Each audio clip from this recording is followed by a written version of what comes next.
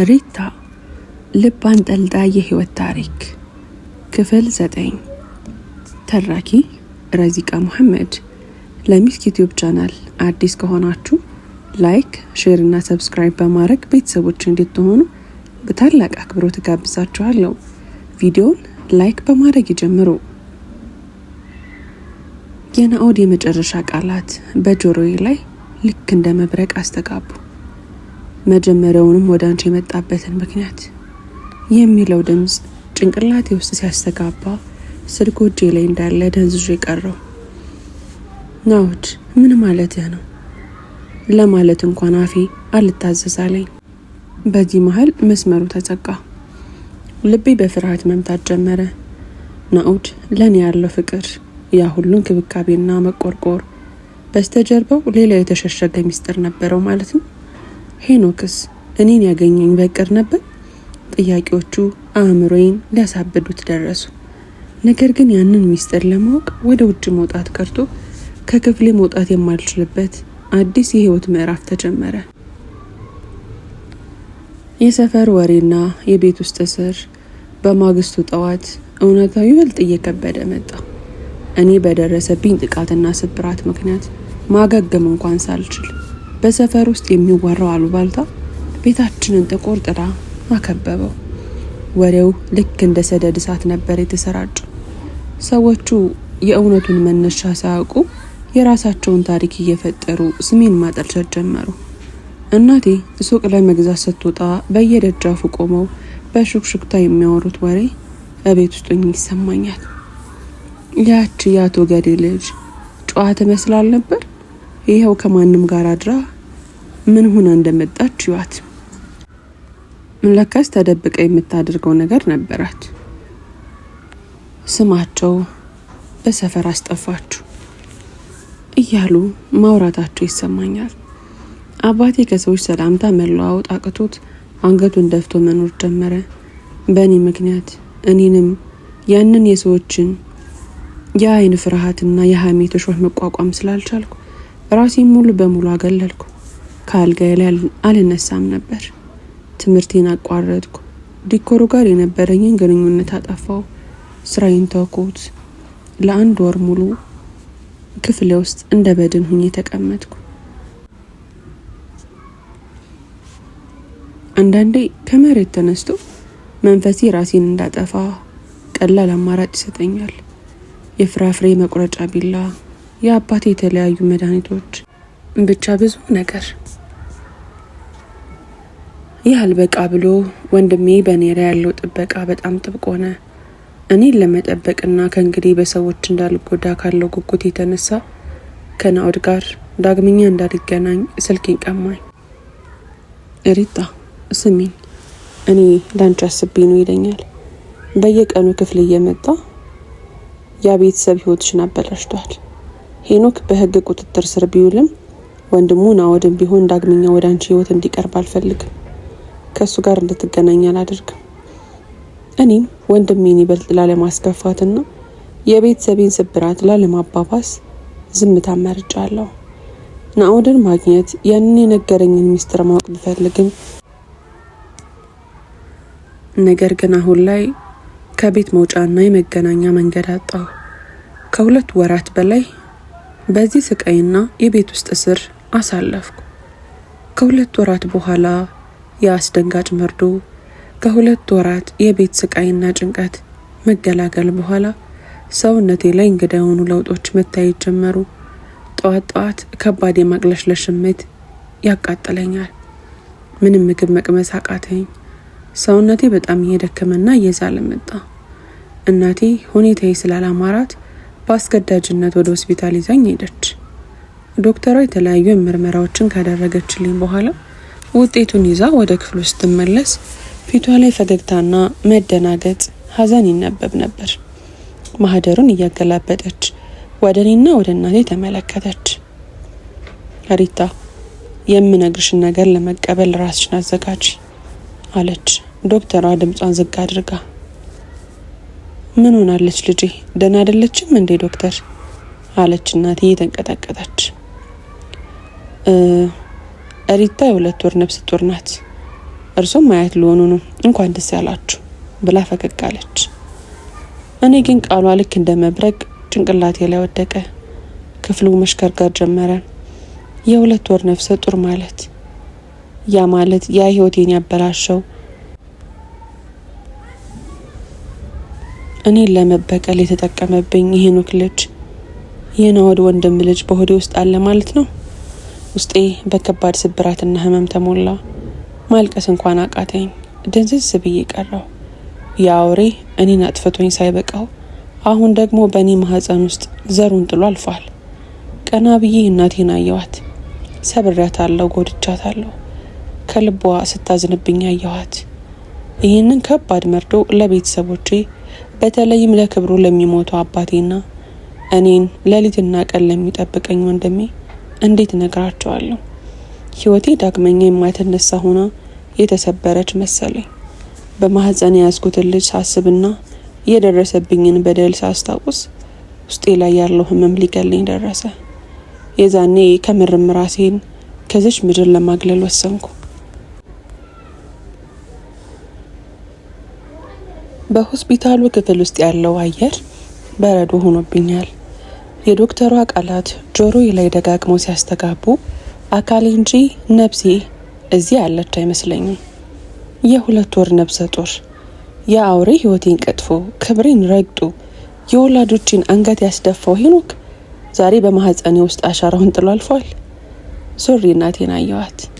ፊቷ ላይ የነበረው ተስፋ ድንገት ተንዶ ወደ ፍጹም ድንጋጤና ሀዘን ሲቀየር ተመለከትኩ። እጆቿ እየተንቀጠቀጡ አፏን ሸፈነች።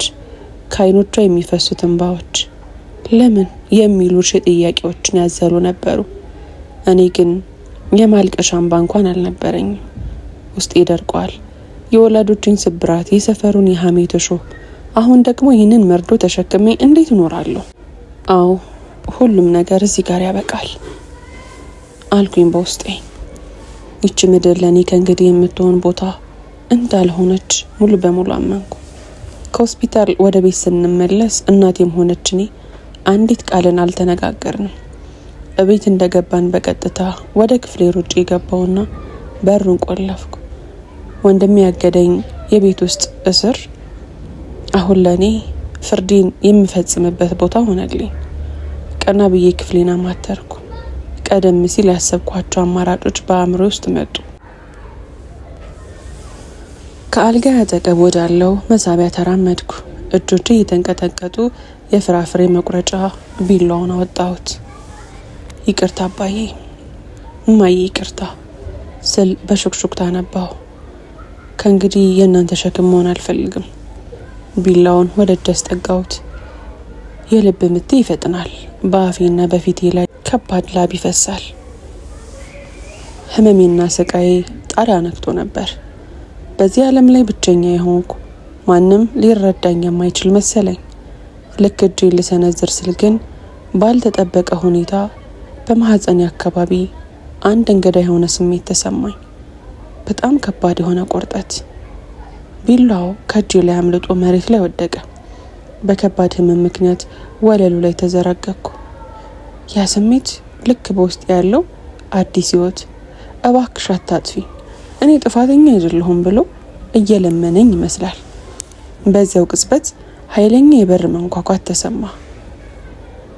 የሪታ ዝምታ ያሰጋ ወንድሜ ነበር። ሪታ በሩን ክፈች፣ ምን እየሆንሽ ነው እያለ በሩን በኃይል መምታት ጀመረ። መልስ አልሰጠው ስቀር በሩን በእርግዶት ገባ። እኔ መሬት ላይ ወድቄ ቢላው አጠገቤ ተቀምጦ ሲያይ የነበረው ድንጋጤ ወደር አልነበረው። እየሮጠ መጥቶ አቀፈኝ። ሪታ ምን እያደረግሽ ነው? እባክሽን፣ እኔ እኮ ካላንቺ ማንም የለኝ፣ ላንቺ ብዬ ነው ይህንን ሁሉ የምሆነው እያለ ስቅስቅ ብሎ አለቀሰ። የወንድሜ እንባና ያ በውስጥ የተሰማኝ እንግዳ የህይወት ጥሪ ካለሁበት የድንዛዜ ጨለማ ውስጥ በከፊል ቀሰቀሱኝ። ሙሉ በሙሉ ባልድን እንኳ በዚያች ሰከንድ ራሴን ከማጥፋት ተረፍኩ። ነገር ግን የናኦድ ሚስጥር፣ በሆዴ ውስጥ ያለው ልጅና የአባቴ ወደፊት እጣ ፈንታ ምን ሊሆን እንደሚችል አሁንም ገና ያልተፈታ ሚስጥር ነው። የወንድሜ እቅፍና የሚፈሱት እንባዎቹ የክፍሉን ቅዝቃዜ ሰብረውት ወደ ውስጥ ይዘለቁ። ቢላው ከመሬቱ ላይ ተንከባሎ አልጋው ስር ሲገባየው ያደረግኩትን ነገር ሳስበው በራሴ ላይ ከባድ ድንጋጤና ፍርሃት ተሰማኝ። ሪታ እባክሽን ራስሽን አትጉጂ፣ አንቺ ከሌለሽ እኛ እኮ ባዶ ነን እያለ ወንድሜ ራሴን ደረቱ ላይ አስጠግቶ እያባበለኝ ጀመር። እናቴም ድምፅ ሰምታ ወደ ክፍሉ ስትገባ የነበረውን ትዕይንት አይታ ቃላት አጠራት። መሬት ላይ ተንበርክካ ሁላችንንም አቅፋን ማልቀስ ጀመረች። ያ የ2 ወር ነፍሰ ጡር መሆኔን የሰማችበት የድንጋጤ እንባ አሁን ደግሞ ልጇን ልታጣ ትችል እንደነበረ በማሰብ ወደ ባሰ ስቃይ ተቀየረ። በዚያች ምሽት በቤታችን ውስጥ ታላቅ የዝምታና የሀዘን ድባብ ሰፈነ። አባቴ ምንም እንደማያውቅ ተደርጎ በሩ ተቆልፎብን ነበር። ነገር ግን ህመሙና በማህፀኔ ውስጥ ያለው ያልተፈለገ ፍሬ እረፍት ይነሱኝ ጀመር። ከሰዓታት ለቅሶና ጭንቀት በኋላ ወንድሜና እናቴ ክፍሌ ተቀምጠው ቀጣዩን ነገር ማሰብ ጀመሩ። እናቴ እንዲህ አለች፣ ይህንን ነገር አባታችሁ ከሰማ የልብ ህመሙ ይነሳበታል፣ ጨርሶ አናተርፈው አለች እናቴ ድምጿን አጥፍታ። ወንድሜ ፊቱ በንዴትና በሀዘን ተለውጦ ይህንን ያደረገው አውሬ ሄኖክ በህግ ቁጥጥር ስር ውሏል። ነገር ግን እህቴን በዚህ መልኩ ሰብሯት እንዲኖር አልፈቅድም አለ ወንድሜ እየዛተ። በድንገት የናኦድ የመጨረሻ ቃላት በድጋሚ ጭንቅላቴ ውስጥ አቃጨሉብኝ። ናኦድ ለእኔ ያሳየኝ ያ ሁሉ ፍቅር በመከራዬ ሰዓት ከጎኔ መቆሙና በመጨረሻም የነገረኝ ሚስጥር ሁሉንም ነገር ተያያዥነት እንዳለው ተረዳው።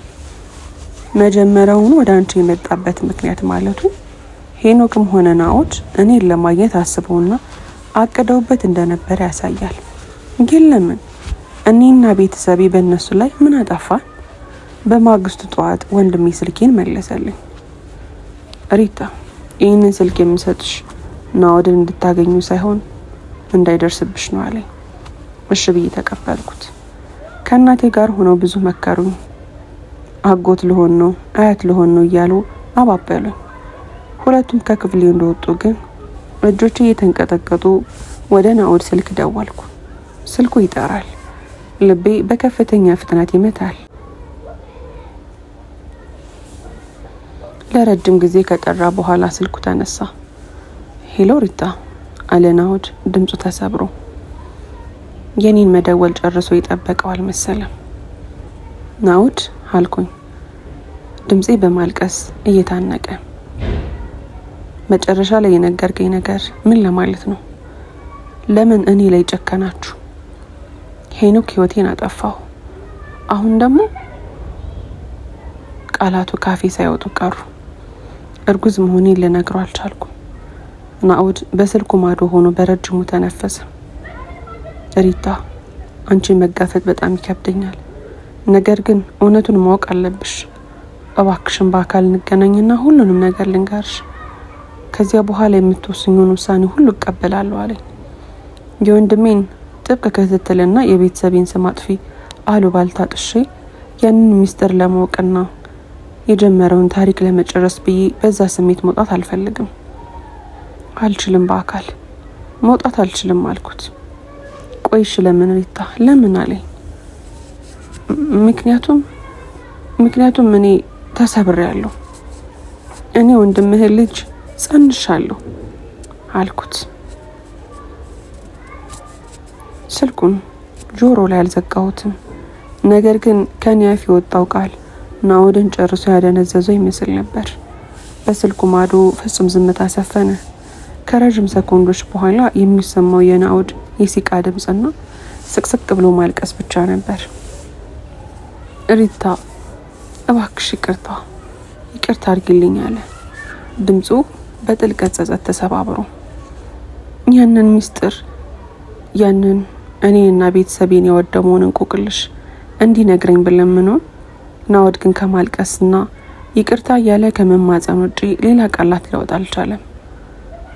እኔ ጥፋተኛ ነኝ ሪታ፣ ይቅርታ እያለ እየተንቀጠቀጠ ሲማጸነኝ ድንገት ስልኩ ተቋረጠ። መልሼ ደወልኩ፣ አይሰራም። ደጋግሜ ሞከርኩ፣ ዝግ ነው። በደቂቃዎች ውስጥ ከ10 ጊዜ በላይ ደወልኩ፣ ነገር ግን አሁንም ስልኩ ዝግ ነበር። በዚህ ሰከንድ ውስጤ ሌላ ጨለማ ወረረው። ናኦድም እንደ ሄኖክ ጠላቴ እንደነበር፣ እኔን ለመጉዳት ከተሸረበው ሴራ ጀርባ እጁ እንዳለበት ሙሉ በሙሉ አመንኩ። እሱም ማንነቴን ሲያቅ እኔን ለመራቅ እንደወሰነ አሰብኩ። ለምን ግን እኔ ምን አደረግኩ እያልኩ ክፍሌ ውስጥ ተንበርክኬ ያለቀስኩ። አእምሮዬ ወደ ኋላ ተጓዘ። ናኦድ ደጋግሞ ከሄኖክ ራቂ፣ ሄኖክ ላንቺ አይሆንም እያለ ያስጠነቅቀኝ የነበረው ትዝታው ከፊቴ መጣ። በወቅቱ ጥንቃቄ እንዳደርግ ሲነግረኝ እኔ ግን አልሰማሁትም ነበር። ምን አለ ከሄኖክ ራቂ ሲለኝ በራኩኝ ኑሮ እያልኩኝ ራሴን በጥልቀት ጸጸት እቀጣው ጀመር። ናኦድን እንደ ጠላት እያየሁትም ቢሆን ማስጠንቀቂያውን ባለመስማቴ ራሴን መውቀሴን አላቆምኩም። በቀጣዮቹ ተደጋጋሚ ቀናት ወደ ናኦድ ስልክ መደወሌን አሁንም አላቆምኩም ነበር። እውነቱን እንዲነግረኝ፣ ለምን እንደጨከነብኝ እንዲያስረዳኝ ፈልጌ ነበር። ነገር ግን የናኦድ ስልክ ጨርሶ አይሰራም፣ ዝግ ነው። ይህንን ስቃይ፣ የናኦድን መጥፋትና ያንን መርዶ ለመርሳት ስልኬን ለመቀየር ወሰንኩ። ሲም ካርዴን አውጥቼ ጣልኩት። ወንድሜም አዲስ አወጣልኝ። ከዚያ አስከፊ ትዝታ ጋር የሚያገናኘኝን ማንኛውንም መስመር ቆረጥኩት። ጊዜያት በፍጥነት ነጎዱ። ሙሉ 2 ወራት አለፉ። በእነዚያ 2 ወራት ውስጥ ናኦድን በዓይኔ ያላየሁትም። ከምድር የጠፋ ያህል ድራሹ ጠፋ። እኔ ግን በእነዚያ ጊዜያት ውስጥ በውስጤ ብዙ ለውጦች ነበሩ። የሆዴ መግፋት ባይታወቅም በውስጤ አዲስ ህይወት እንዳለ እያወቅኩ መኖርን እየለመድኩ መጣሁ። በመጨረሻም በማህፀኔ ያለውን ተቀበልኩት። የመኖሬ ምክንያት ሆነ። በመጨረሻም ቤት ውስጥ ተዘግቶ መኖር መፍትሄ እንደማይሆን ተረዳሁ። የሰውን ወሬ፣ የሰፈሩን የሐሜት እሾህ ፊት ለፊት ለመጋፈጥ ወሰንኩ። የድሮ ህይወቴን ለመቀበል ወሰንኩኝ። ነገር ግን አንድ ነገር ቀየርኩ። የነበረኝን የዲኮር ትምህርት ሙሉ በሙሉ ተውኩት። ያ ትምህርት ከናኦድና ከሄኖክ ጋር የሚያገናኘኝ የትዝታ ማህደር ስለነበረ ዳግም ወደሱ መመለስ አልፈለኩም። ከቤት ወጥቼ ስራ ለመጀመር ስወስን ወንድሜ በጣም ደስ ብሎት ነበር። በጠዋት ተነስተን ከወንድሜ ጋር ወደ ስራ ሄድን። ሁሉም ነገር ብርቅና አዲስ ሆኖብኛል። ወደ ሱቁ ስጠጋ ግን አይኖቼን ማመን አልቻልኩም። ወንድሜ እኔን ለማስደሰትና ካለሁበት ስብራት እንደወጣ ለማገዝ ሲል ሱቁን በሚያስደንቅ ሁኔታ አድሶትና አሳምሮት ጠበቀኝ። አዳዲስና ውብ ልብሶች በየተራ ተደርድረዋል። መብራቶቹና ከለሮቹ ሱቁን ሙሉ በሙሉ ቀይረውታል። ወንድሜ እኔን ለማስቀጠል ለማበረታታት ያለውን አቅም ሁሉ ተጠቅሞ እንደነበር እሱን ሳውቅ አይኖቼ በእንባ ተሞሉ። ይሄ ላንቺ ነው ሪታ፣ ከዛሬ ጀምሮ እዚህ ሆነሽ አዲስ ህይወትሽን ትገነቢያለሽ አለኝ ወንድሜ ፈገግ ለማለት እየሞከረ። ሱቁን በጣም ወድጃለሁ። እንደ በፊቱ ከከስተመር ጋር መግባባት ቢከብደኝም እንደምንም መስራት ጀመርኩ። በአዲሱ ህይወቴ ውስጥ የመጀመሪያው ሳምንት ላይ አንድ ያልጠበቅኩት ሰው ወደ ሱቁ ጎራ አለ። ረዥም፣ ረጋ ያለ ስብዕና ያለውና አይኖቹ ላይ ጥልቅ ደግነት የሚነበብበት ወጣት ነበር። መቼም ሰው ከስብራቱ መማር አለበት። ውበቱን ባደንቅም ኮስተር አልኩ። ካሌብ እባላለሁ አለ ፈገግ ብሎ። ምን አገባኝ ልለው ነበረ፣ ግን ቀና ስል ወንድም እያየኝ ስለነበር ሪታ እባላለሁ ብዬ ልብሶቹን እንዲያይ ጋበዝኩት። ወደ ሱቁ የገባው ለእህቱ ስጦታ የሚሆን ልብስ ለመግዛት ነበር። ነገር ግን ልብሶቹን በመመርጥለት ጊዜ የነበረኝን መደናገጥና ውስጥ ያለውን ከባድ ስሜት የተረዳ ይመስላል። በጣም በረጋና በአክብሮት በተሞላ ድምፁ ነበር የሚያናገረኝ። ካሌብ ልብሱን ገዝቶ ከወጣ በኋላ በቀጣዮቹ ቀናት በተደጋጋሚ ወደ ሱቅ መምጣት ጀመረ። ያንን ወንድሜ ማስተውሎታል። ግን ወንድሜ እንድቀርቡ የፈለገ ይመስለኛል። የናኦድ መጥፋትና የሄኖክ ክፋት ህይወቴን ቢያጨልሙትም በወንድሜ ጥንካሬ አማካኝነት አዲሱ የሪታ ህይወት ገና አሁን መጀመሩ እንደሆነ ይሰማኝ ጀመር። ውድና የተከበራችሁ የምስኪ ዩቲዩብ ቻናል ተከታታዮች ክፍል 10 ይቀጥላል። ታሪኩን ከወደዳችሁት ላይክ፣ ሼር፣ ሰብስክራይብ ማድረጋችሁን እንዳትረሱ። በቀጣይ ክፍል እስከምንገናኝ ድረስ በያላችሁበት ቀንና ሌላችሁ ሸጋ ይሁንልኝ።